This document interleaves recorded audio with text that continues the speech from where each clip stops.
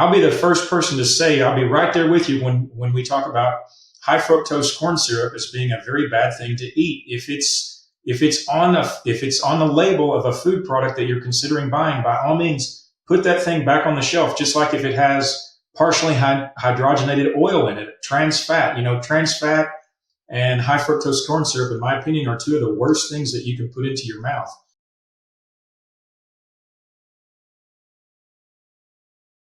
Welcome back to another episode of the Peak Performance Life podcast. Today, I am very excited to talk about a topic with an expert in this topic, a topic that we have not really dove really deep into yet on this podcast, which is quite rare. So today we have Dr. John Lewis, and Dr. Lewis is a past full-time and now voluntary associate professor in the Department of Psychiatry and Behavioral Sciences at the University of Miami Miller School of Medicine. He's also a diplomat, faculty member, and advisor of the Medical Wellness Association. He has been the principal investigator of over 30 different studies in his research career, pretty amazing, focusing on evaluating the effects of nutrition, dietary supplementation, and exercise on various aspects of human health. And he has over 180 peer-reviewed publications in some of the world's leading scientific journals. A seminal publication from his Alzheimer study in the Journal of Alzheimer's Disease not only spurred Dr. Lewis to leave academics and pursue a science-based business career, but it also enabled him to be selected for a widely acclaimed TEDx Miami talk about how dietary supplementation can improve brain health. Impressively, Dr. Lewis has been invited to be a guest on various television shows, as well as national and international conference lecturer, where he has discussed not only the findings of his research, but to provide guidance and recommendations as a health expert as well. Dr. Lewis, thank you so much for joining us here today. Thank you, Laura, for having me. It's my pleasure. I really look forward to our conversation today. Yeah, me too. We're going to talk about some interesting topics, I think, especially as it relates to brain health and polysaccharides and things of that nature, which you've already just before we started recording, you made a statement which was pretty incredible, which is that not all sugar is bad, and people that are out there saying that all sugar is bad are actually making ignorant statements. And so I'm sure many people have heard that all sugar is bad, and I think we'll want to talk a little bit about that.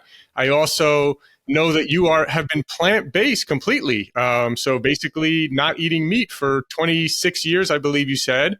And for those who aren't watching, most of the people are actually listening via audio. Not everyone watches on YouTube, but if you're watching on YouTube, you can see Dr. Lewis is a very fit and very muscular man. Looks also very young and looks in great shape. And for me, I'm always super interested when I hear people who are actually very muscular and fit who don't eat meat. I'm always very, very interested in that. So I think there's a little bit that we could go into there. But let's start, Dr. Lewis, with a little bit of your background, just kind of the short version of how you got to being interested in the work that you're doing today. I'd be glad to. I think that journey started actually when I was a little kid, when my grandfather was pitching baseball to me out in the backyard before I'd even started school. And I played sports most of my youth. And then I got into drug-free competitive bodybuilding in university and undergrad. I took that about as far as I could go in the drug-free world. I decided I wasn't willing to do drugs, and I didn't really think at that point in my early to mid 20s that I was ever going to make a living as a bodybuilder. So I really shifted more into I guess you could say a health perspective as opposed to a sports performance perspective in terms of, the way we apply exercise and nutrition. And also I had a pretty big shift too from the perspective of thinking exercise was our most important behavior in terms of protecting our health and being optimally healthy. I actually shifted, and that's not to downplay or degrade the importance of exercise at all, but really as I've grown, as I've evolved as a person and just the work that I've done, it really dawns on me that nutrition, as much as I love exercise and working out every day and being physically active, nutrition is actually much more important than even exercise. I mean, there's been, as I'm sure you know, in the weight loss world, you can't exercise yourself into a normal weight if you're morbidly obese. It's just not possible. Most morbidly obese people could not possibly work out long enough every day to get back to a normal weight. It really comes down to what we put, to what we put in our mouths. So I spent many years in the research world running the clinical trials that you mentioned and working on all those different papers. And I finally pretty much had my share of that too after about 2 decades of grinding away in the trenches running clinical trials. And I chose to leave academics about 6.5 years ago to focus on my business that's based on some of that research. Maybe we can take a little bit of time to mention today that I think for me was the pinnacle or the most important research I conducted in my academic career. But fundamentally, I'm a person who really, I want to be a model if I can, if that doesn't sound too arrogant to say, to other people to help them, because as you know, we have not just one, we have multiple epidemics of chronic disease today in our country that to me is the most important consideration. I don't care if it's climate change, terrorism, the economy, whatever else. It all obviously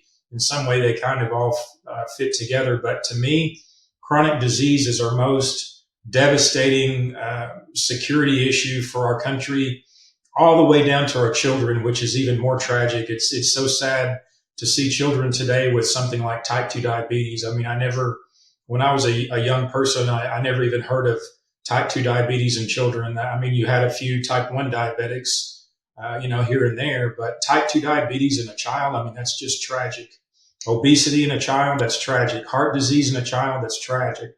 So all these things that are happening to our society, literally in my lifetime over the last, half century really, they're just devastating. And so much of it revolves around the food that we eat or do not eat and our behaviors related to food and nutrition. And so I'm on a personal mission to help try to reverse that as much as one individual can. I know I'm working against a lot of inertia that's built into the system, but I have a message that I think is powerful and effective. And I hope I can help to inspire people to be healthy and actually to choose health as their number one pursuit in life. People talk about pursuing happiness or pursuing money or pursuing something in their career. All those things are fine. But if you don't have your health, in my opinion, you don't have much of anything, because regardless of every other accomplishment you make or how much money you have, without your health, what really do you have? You can't even enjoy all those other things.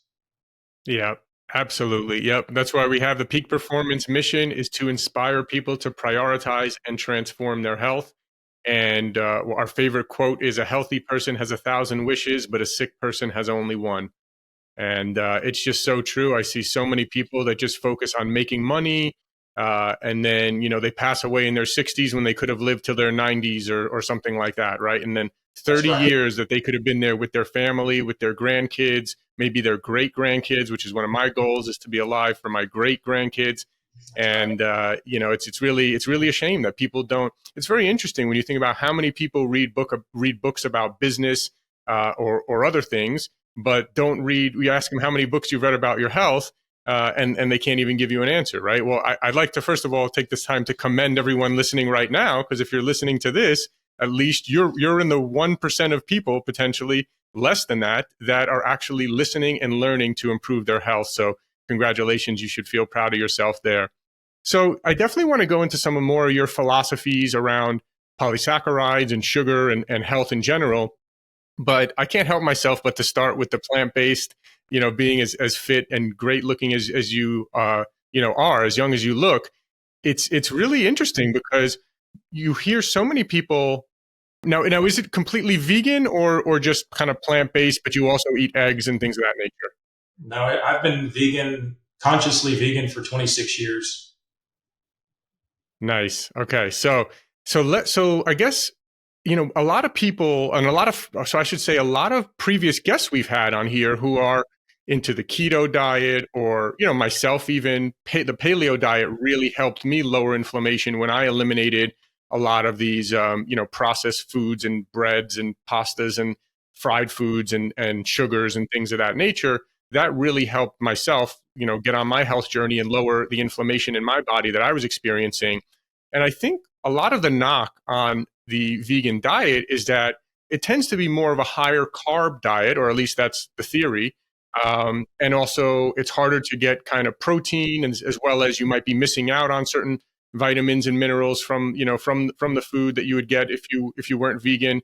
So I'm curious to hear your thoughts about all that.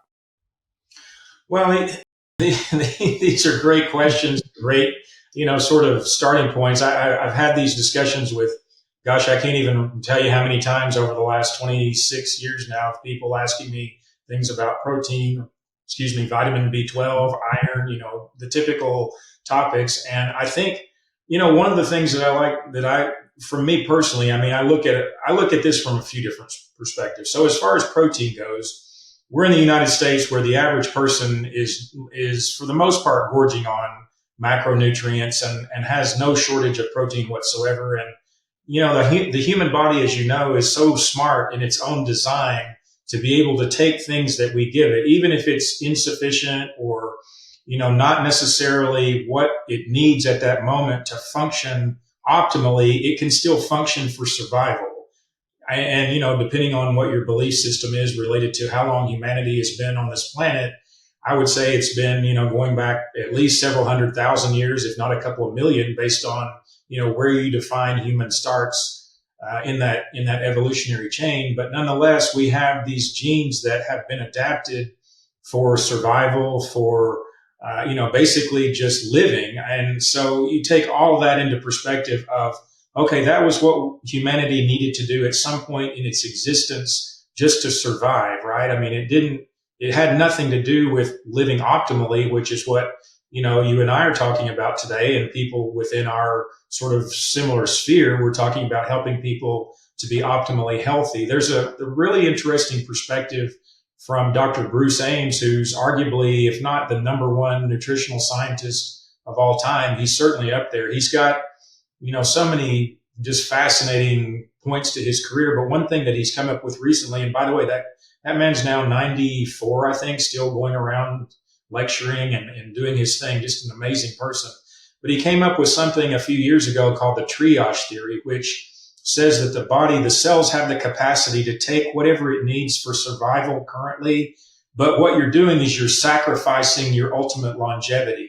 So the body has, again, a very significant and powerful ability to take whatever you give it currently to survive. But meanwhile, you are sacrificing down the road what you need to optimally live for a longer period of time. So one example that he made was vitamin K and, how we get vitamin K. So I'm sorry if I'm being a little bit long-winded in my explanation or my theory in all this, but I think number one, again, going back to protein, we have the capacity to take all the different amino acids from different plants. Much the same way all the other mammals do, right? You think of any other mammal, there's no other mammal that can synthesize all of the amino acids. So where do all those amino acids come from? They originally come from plants. So it's just that if you decide to eat a steak or a piece of chicken or a turkey or whatever, well, you're just eating kind of it's like a go-between between you and the plants that those animals ate to create those amino acids. So to me, that's a little bit where the argument, kind of falls apart. And then I look at comparative physiology. Like if you compare our teeth, our gut, everything else that we have in terms of, from here to the other end, it looks much more herbivorous than it does, say, compared to a true carnivore in nature, like a lion.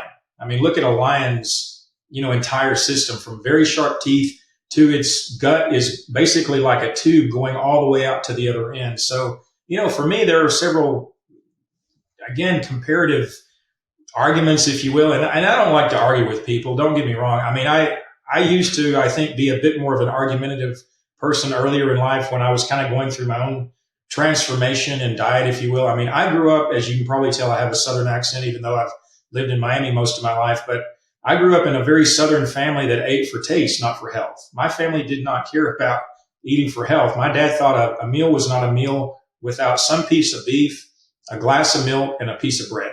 And literally, that was the way I ate my whole entire life until I moved out of my parents' house. And so, again, I didn't have any perspective on health in terms of, what I was sticking in my mouth as a child or as a teen or even into my young adulthood. And I didn't learn a lot of this stuff about transitioning into a plant-based eater, even in graduate school as training to be a physiologist. I had very little information about this from the professors that I had my classes with, and I'm not blaming them. It's not anything that it's a good or bad thing. It wasn't what their fortes were, if you will. So they didn't really know anything about it either.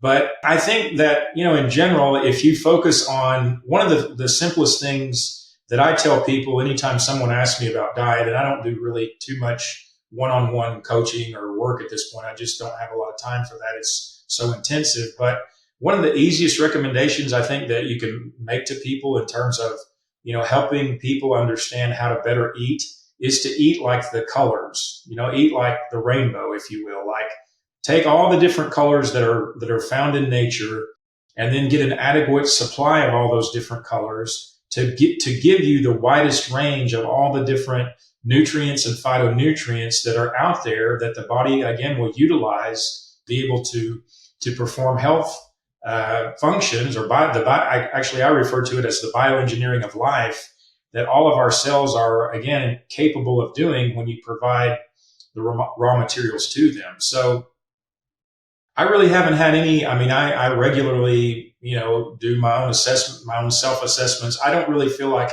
I've had any problems being either protein deficient or, having any issues with vitamin B12. I get that checked occasionally. My vitamin D level is very high. Of course, I supplement with vitamin D, and living in Miami, I get out in the sun quite a bit. So that's one thing I also think it's important for people to do, especially those of us living in the southern latitudes. If you live in Minnesota or Montana or something, maybe the sunshine is not as prevalent, and the opportunities are not as good there. But certainly supplemental vitamin D is something that's cheap, that's should be easy for everybody to do, unless you're just completely destitute. So I think that you can get enough of the nutrition that you need from plants. It's just that you make sure that you eat a wide range of the different types of plants, be it nuts, seeds, greens, whole grains, and then going from there. I absolutely enjoy some fruit too. I don't ascribe to this notion of again, fruits are bad. Like, we'll maybe talk about polysaccharides here in just a moment, and different types of sugars, but again, I think I would like to talk about the different types of sugars as well. But I did want to ask you one thing, and while you answer this question, I have to open the office door to my dog, who keeps scratching and growling outside the door since I didn't let him in. But I did want to. Are you trying to hit a certain protein number? Do you even look at that? And also, what are some common meals that you're typically eating? And then, kind of the last one I'll just throw in there as a 3-for-1 question. There is whole grains you mentioned. That's a very controversial statement, I would say, in the health world regarding whole grains, and many people thinking that grains, could cause inflammation or things of that nature. So just kind of those three questions kind of wrapped in one.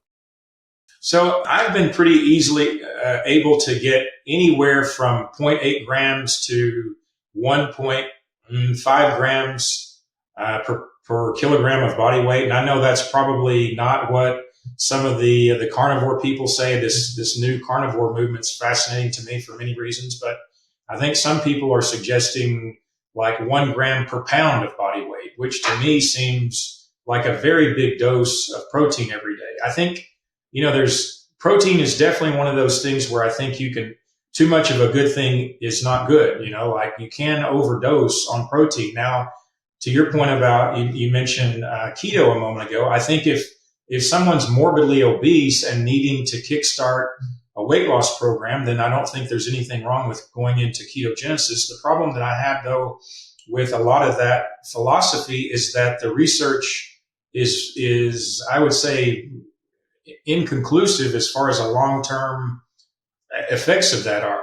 And I just don't know if someone's really, we talk about all the time about compliance and adherence and, sticking to a program. But man, if you're trying to eat like 30 or 40% of your diet from protein, and then another 50 or 60% of your diet from fat, and then, maybe 5-10% of carbohydrate, I just don't know how sustainable that is for most people.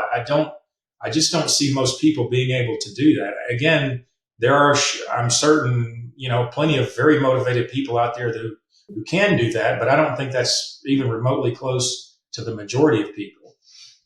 So that's, again, I haven't, going all the way back to like my bodybuilding days, where I used to keep like a journal of what I ate every day. I was really scientific about trying to achieve what I was going for at that time in my life. I haven't really been that strict. I've kind of gotten to a point where I know enough about what I'm doing, pretty much every day to say that, okay, a handful of this and a cup of that and, a serving of this and a serving of that. I'm pretty good with how much protein and other macros I'm getting. As far as a typical meal, I definitely eat a lot of beans and lentils.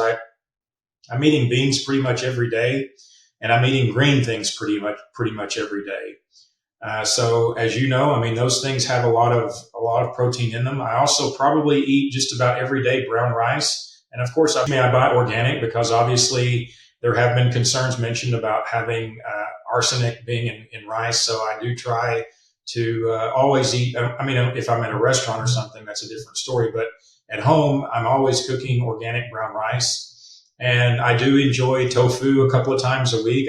It's not every day that I have that. And then there are different types of veggie burgers that we enjoy here as a family, different types of whole food veggie burgers. So, I try to eat a wide variety of those types of things. I used to do a smoothie every day, although I got into some intermittent fasting. Actually started that back in January. I was just doing some testing on myself because I've been the kind of person, my metabolism is such that if I don't eat enough, I will lose weight rapidly.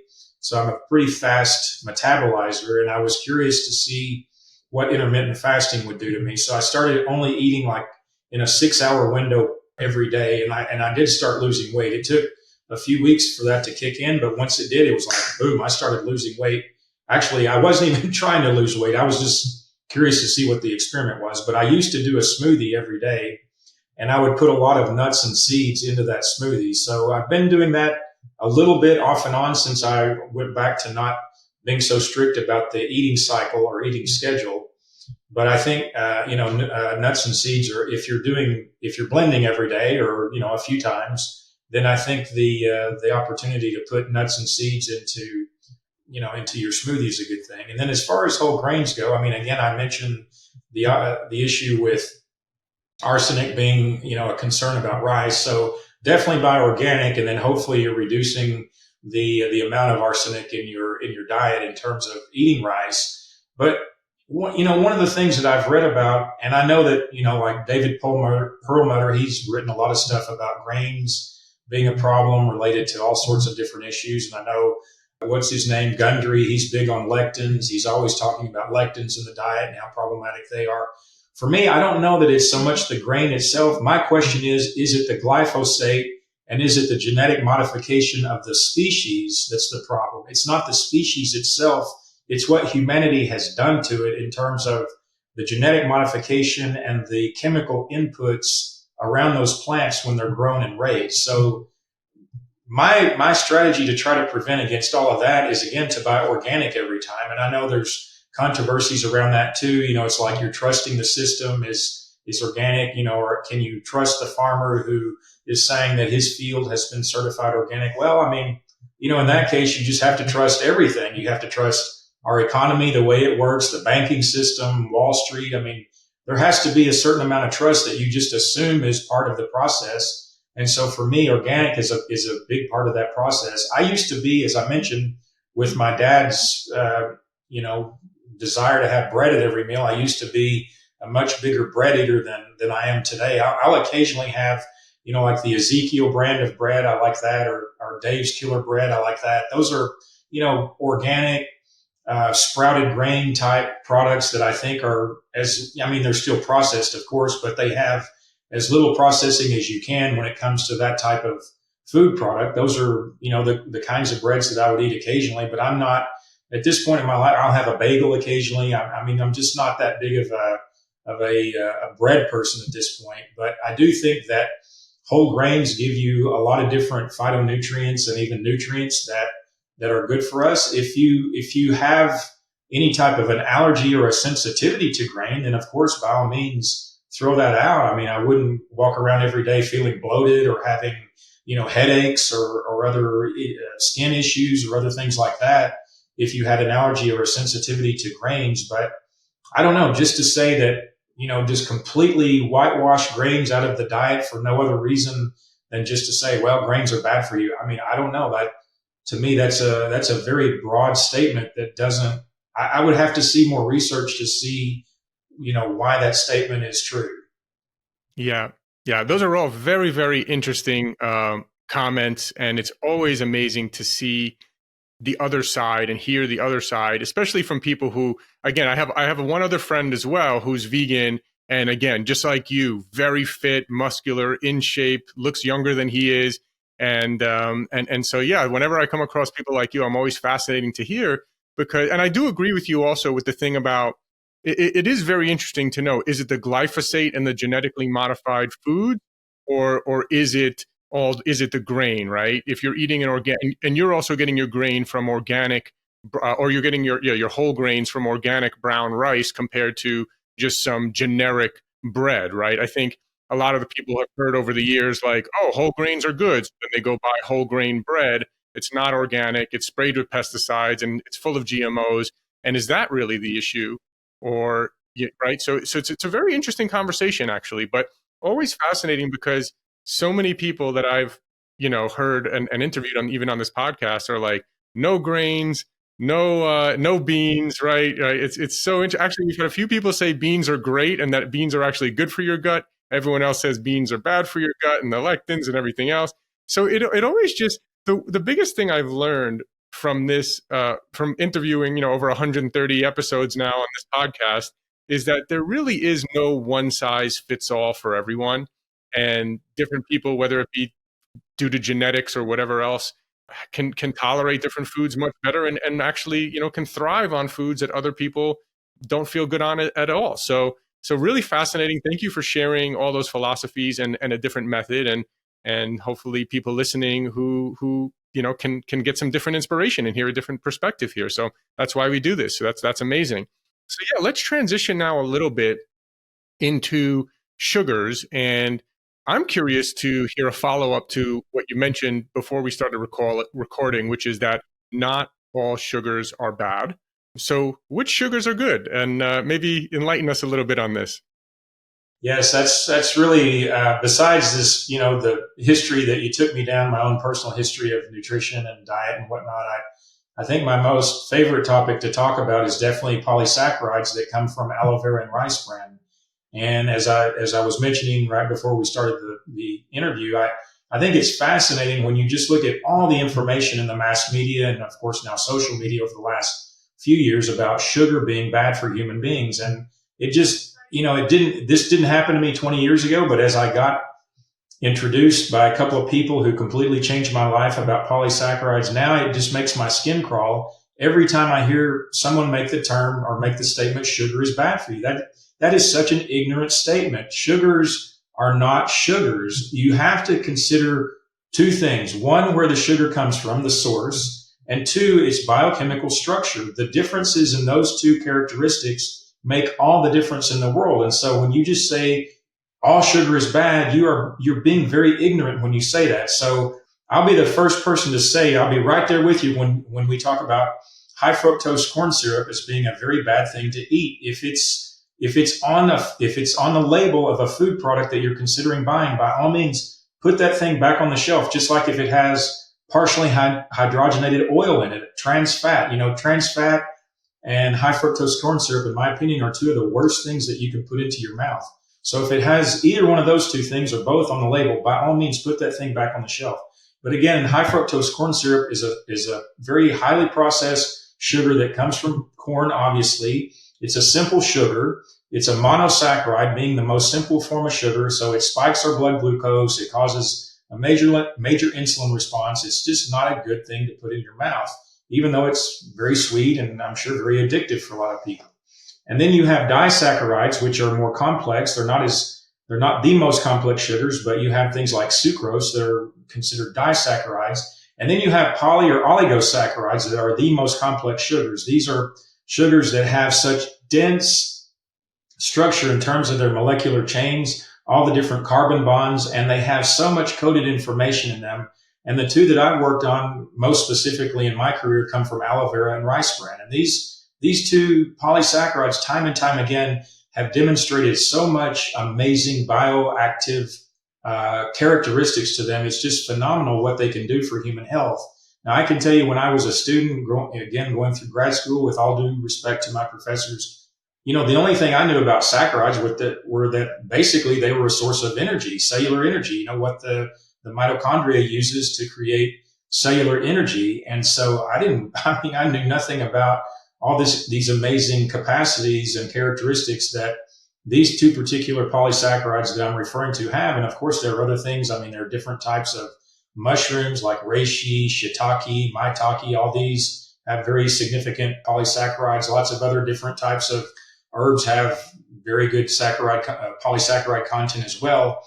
I can't really claim to be much of an expert about all those other ones, but what I can tell you again is working for the last nearly 20 years in the world of aloe vera and rice bran, I've just time and time again through research and what we've published from our laboratory, and then also just anecdotally and working with individuals, it's just been an amazing ride so far. So when you think of aloe vera, most people think of that as just a topical solution for a cut or a sunburn or a wound or something, which is fine. But when you take aloe vera gel from the leaf of the plant, it's 98.5, 99% water. You strip all that water out, and now you're left with concentrated nutrition, and mostly being that polysaccharide ace-mannan, acetylated polymannose. It goes by several different synonyms, all meaning the same thing. But man, what a bioactive, dynamic compound that is, that just has tremendous healing properties for human beings.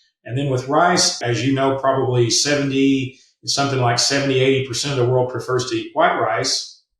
And so that's where when the rice is taken in from the field to be processed, the outer shell is the bran. It gets stripped off, and then you're left with that white kernel. And so the rice bran gets either thrown away or fed to the livestock. But the rice bran is where all that, again, that amazing bioactivity is found in all the nutrition and the polysaccharides that are contained in it. So to sum all that up, I'm very specific about people and, how they use the word sugar, because it's a blanket term that you're just making a very ignorant comment when you say all sugars are bad, because that's absolutely not true.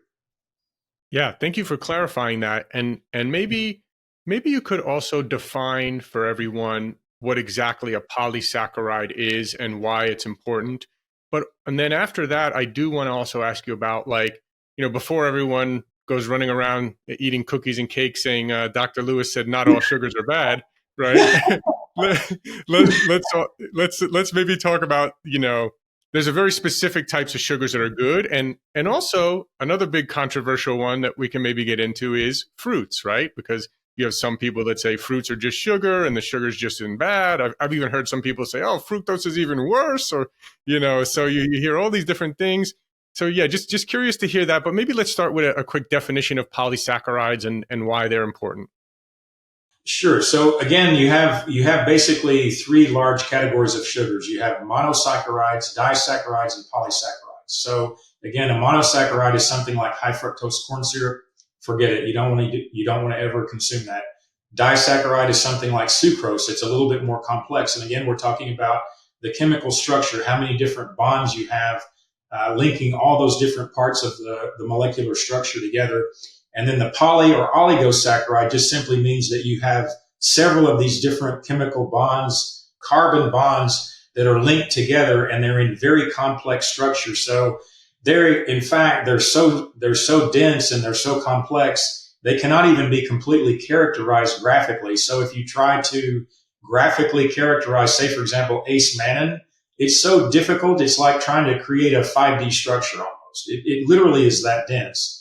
And the reason why these polysaccharides are so effective in terms of our health is we know through the study of glycomics or glycobiology that when you look inside every one of our cells, and our cells have different organelles, so when the endoplasmic reticulum and the Golgi are talking to each other, they utilize all these different compounds in the process of creating new bioactive molecules. So something like a glycoprotein or a glycolipid that then goes on to be created into like a cytokine or a growth factor or other type of cells. So all these cells are talking to each other at the same time as well. But all the time that's happening, our organelles need these different nutrients and phytonutrients, elements, cofactors to be able to make those processes happen. And so we know that ace-mannan, for example, is one of the key polysaccharides that are utilized by again, that link between the endoplasmic reticulum and the Golgi. Now, fascinatingly,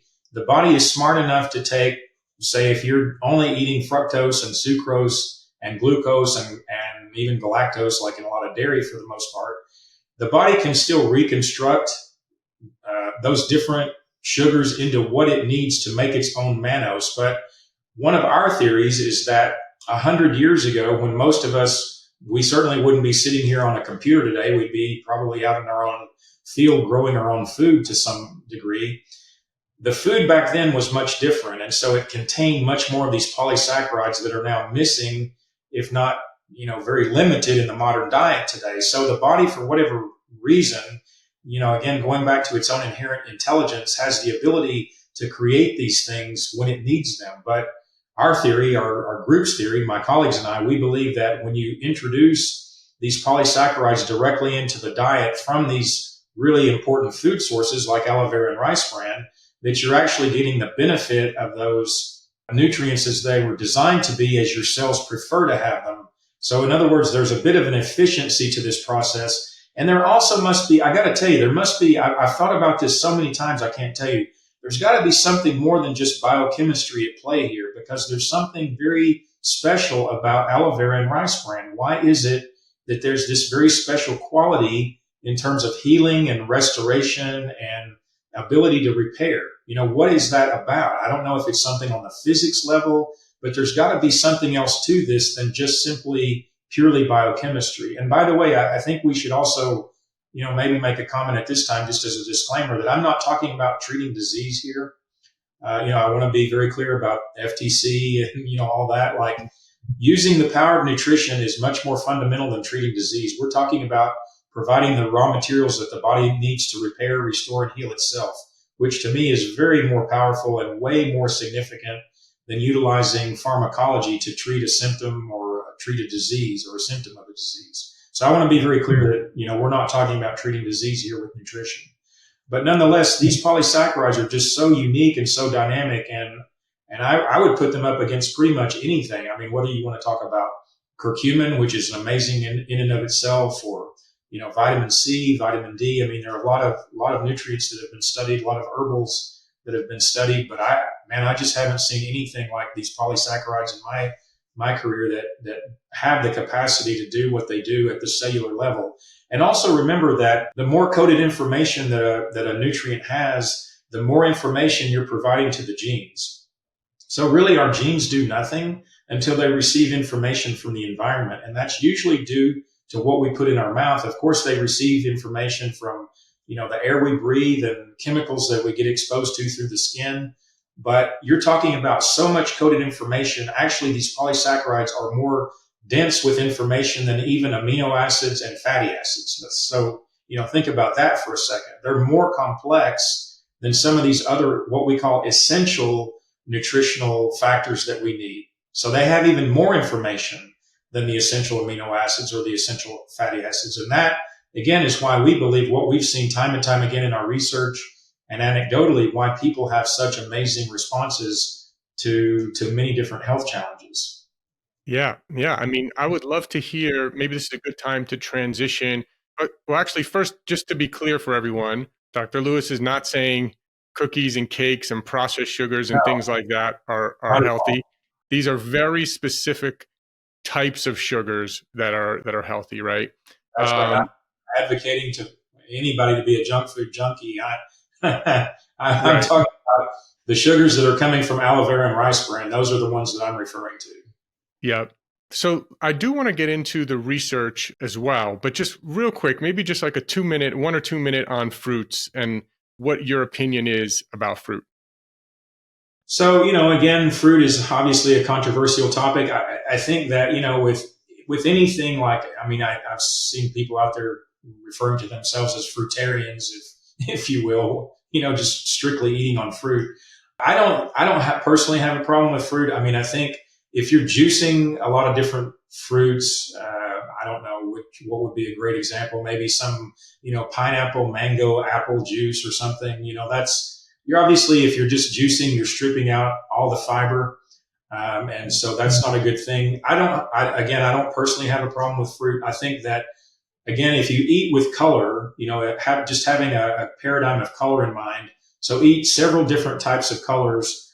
Certain fruits can give you very significant nutritional input and information to your cells. So again, if you eat a different, selection of, say, a banana with an apple with some cherries and blueberries. I mean, look at the research that's been done, particularly on different types of berries over the last few years. And I'm a pretty big fan of tart cherry as one of the ingredients that I use in our formulas. But I think that, some of these different studies on the different types of berries have been very significant, not only for, brain health, but heart health, liver health. I mean, they're very significant. And you get a lot of this information, these different colors, they're very specific to the fruit world, if you will. So I think just to say that, again, all fruit is bad for you, I don't know. I don't ascribe to that. I think that, eating some blueberries every day or having some cherries or a banana or an apple or, a mango or something, I don't see that as being problematic. I mean, you could be eating a lot worse things for you that are much more detrimental than just, enjoying a couple of pieces of fruit every day. Yeah, I certainly agree with that. There's a lot worse stuff that people are eating than fruits.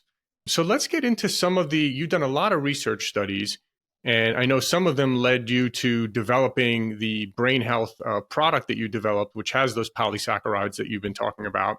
Yes. What are some of the most interesting, or what studies blew you away the most? And I think you eventually even left academia to pursue, based on the studies that you did. So maybe talk about some of the most interesting findings of those studies. Well, to Laura, I appreciate that. I think to this point in my life and my career, the most important and the most significant thing I've done is the work that we did in Alzheimer's disease.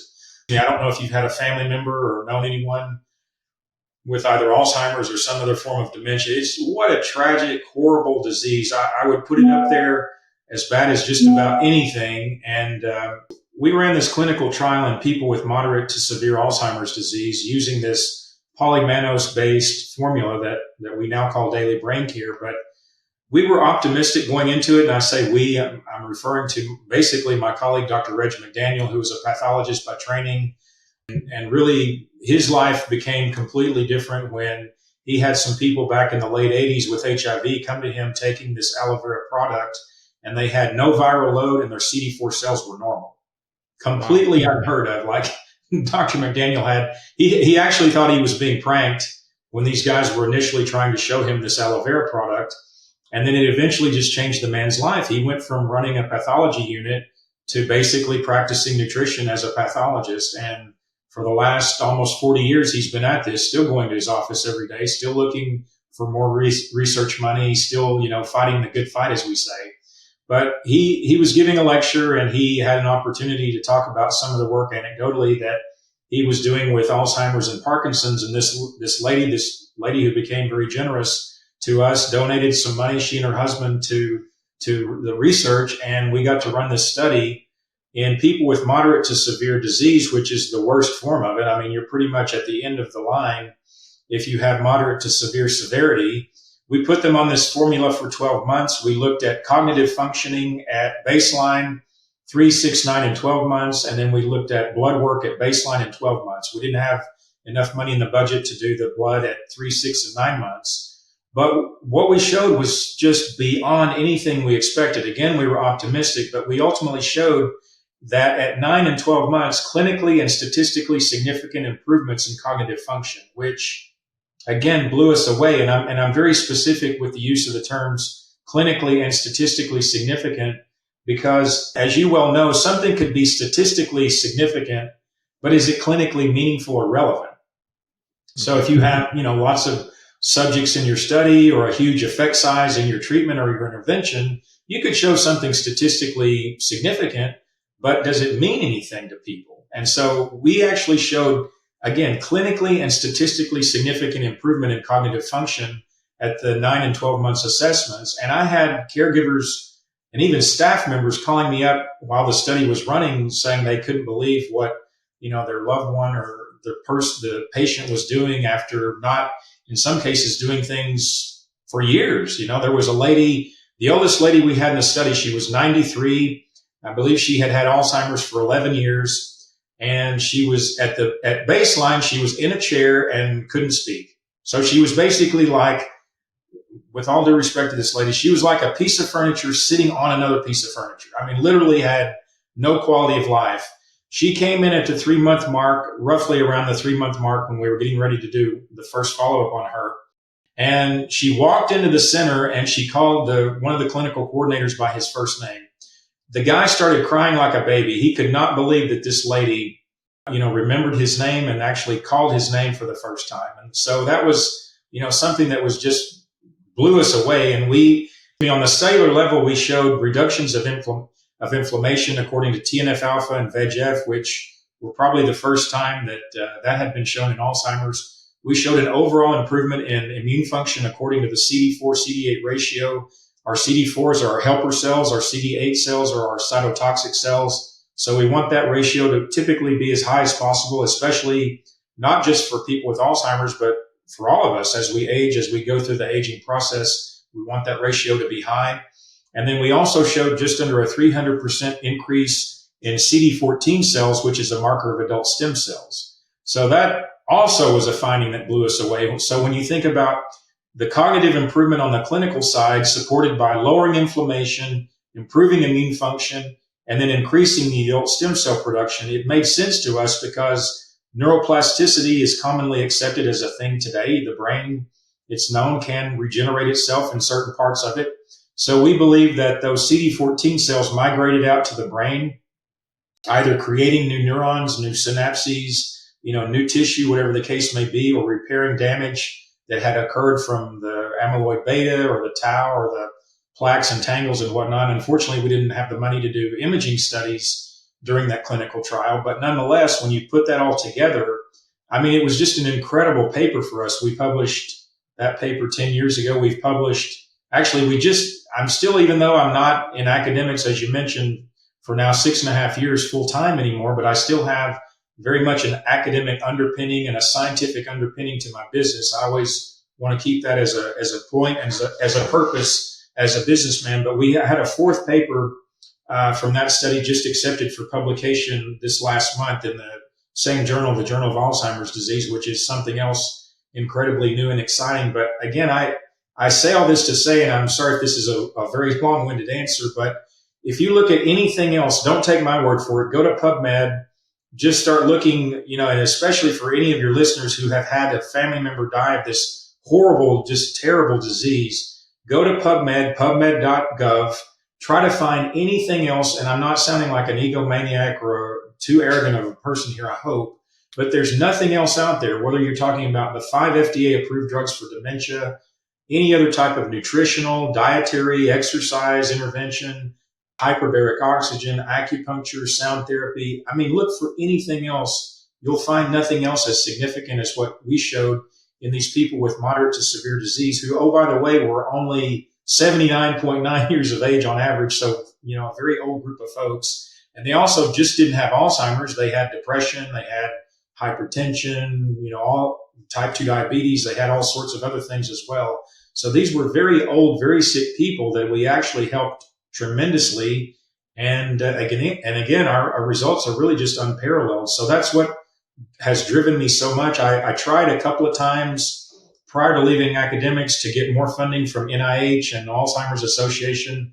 Unfortunately, I got that much in response. So for me, that was kind of like the beginning of the end of my academic career. I just decided that I was not going to continue banging my head against the wall for another, 2 or 3 decades of the rest of my life, trying to convince other people to fund more research when, I'm bringing an idea with data. Like most of the time, you're submitting proposals to these funding agencies with just an idea.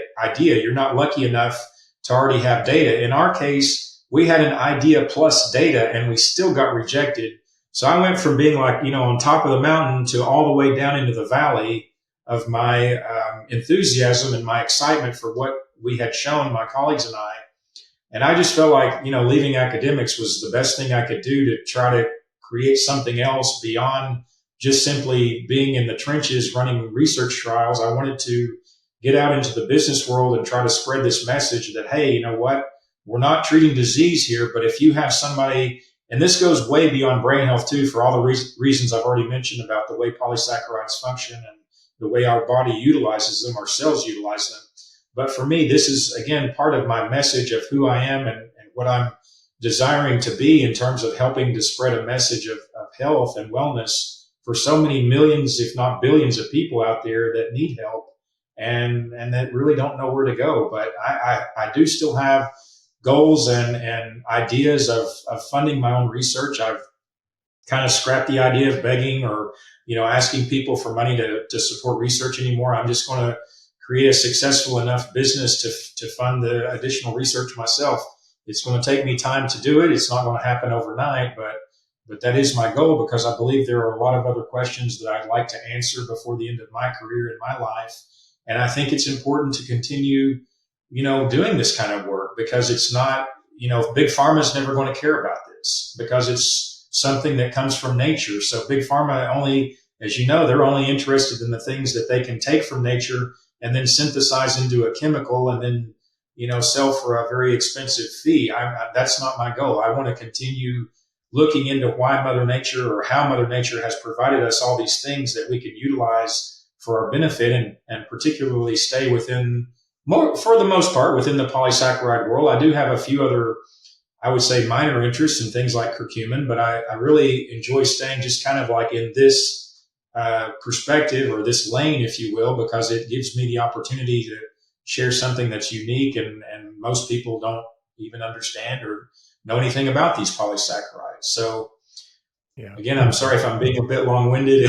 No, I love it. It's really great stuff. I love hearing your passion and your purpose. And I'm sure many people are wondering now. I know we're wrapping up, so I'm sure many people, including myself, are wondering about these brain health vitamins. If you could tell people exactly what they're called, where they can find them. And I assume it's not just for people with dementia at the moment. I assume pretty much anyone over 40 probably should probably be really interested in these, right? Absolutely. I appreciate that segue. So the best website for all sorts of information on this topic would be drlewisnutrition.com. That's DR, no period, LEWIS nutrition.com. I have lots of articles there. I have a very extensive FAQ section, not just about my research and daily brain care, but about a lot of general nutrition and dietary supplement information. I have lots of interviews on there, product reviews, of course, testimonial videos. I mean, it's just a really dense level of information there. And of course, we have the typical social media channels under drlewisnutrition.com at Facebook, Instagram, YouTube. Doing a little bit on TikTok, although politically, I don't know. TikTok's a bit iffy at the moment politically, so I'm not sure how much we'll continue going down TikTok. But nonetheless, Facebook, Instagram, and YouTube, we have a lot of content there as well. And Daily Brain Care is the name of the product that evolved out of all this research. And I'm sorry I didn't get to mention it more, but not just the Alzheimer's, but also the multiple sclerosis research that we did as well. And then to answer your question, I mean, that's a great point about prevention. To me, like, it's cradle to grave. So we have a 3.5-year-old daughter. We started Angie on solid food at 6 months. I started giving her the formula at that point. So she's been on it now for about 3 years of her life. I mean, this little girl is as smart as a tack, healthy as a horse, as we say, and just, an amazing little brain. And my mother's been on it. I won't mention her age because she's very sensitive about that. But I've been on it myself for over 10 years now. My wife's been on it for a couple of years. She was a little bit stubborn and a little bit difficult to try to crack the whip on, so to speak. But my point to all that is, for me, prevention is literally cradle to grave. And to your point, I mean, I don't want to end up with dementia, cancer, diabetes, heart disease, whatever the case may be. And I know that these polysaccharides will help me to prevent all of that stuff, not just for matters related to the brain, because again, literally all of our 30 plus trillion cells utilize these nutrients. So it's not just about brain health. actually, just if I may make one more point, is that we chose the name Daily Brain Care really for two reasons. One, because of the research that we conducted, that we use our own research to make and support the claims on the label. But two, just as importantly, as you know, from again, early childhood all the way to end of life, you have very young children with ADHD and autism and all that stuff. You have very old people with all the neurodegeneration issues. And then you have all of us in between that have mood disorder, PTSD, TBI, concussion syndrome. I mean, there's literally every segment of society today has something related to the brain or brain health. And then you have, from a conventional medical perspective, so little efficacy that can actually help people. So those were the two reasons the product is currently called Daily Brain Care. It could have been called anything, though. Daily Heart Care, Daily Skin Care, Daily Liver Care. I mean, again, you can go on the website and see what a lot of our customers are saying about it. You can also order, I'll mention Daily Brain Care is also on Amazon as well. But, again, for me, it's just one more tool that you can add to your toolbox on top of your good diet. We know that you can't just supplement your way to good health, but in addition to taking your vitamin D and your magnesium and a few other things, for me, like, these polysaccharides are just very, very important in that toolbox of health. And not only just, trying to be healthy, but actually to be optimally healthy. So for me, that's just very important to me. And oh, by the way, I wouldn't sell anything that I wouldn't take for myself or also, give to my family as well. I think that's very important in terms of, again, being a model and not being a hypocrite. For me, those are very important things for me to consider and to practice and implement as I, live out the rest of my life. Absolutely. Absolutely. It sounds amazing. I'm certainly interested for myself and for my father and my mother as well. And thank you for all the work you've been doing. I've thoroughly enjoyed this conversation and hearing a different perspective as well. I always really enjoy hearing different perspectives from people who are really walking the walk and living it and really living healthy lives and looking great. So thank you so much for sharing your perspectives, for sharing your knowledge. And I hope we can do it again soon. Thank you. That sounds great. It's been my pleasure. I really enjoyed it, and I look forward to seeing you again soon. Thank you. Thank you. Thanks for listening. If you enjoyed the episode, can you please leave us a rating or review and subscribe? I've realized that while we have actually increased our downloads a lot, we're actually getting a lot of downloads, which I'm really happy about. We actually have very few ratings. And I realized that I've never asked people really to rate much. So I'm asking you now if you could please rate and review and subscribe. And if you enjoyed the episode, please forward it along to anyone that you think will get value out of this. Also, if you haven't checked out our line of products at buypeakperformance.com, you get 20% off your first order. That's www.buypeakperformance.com.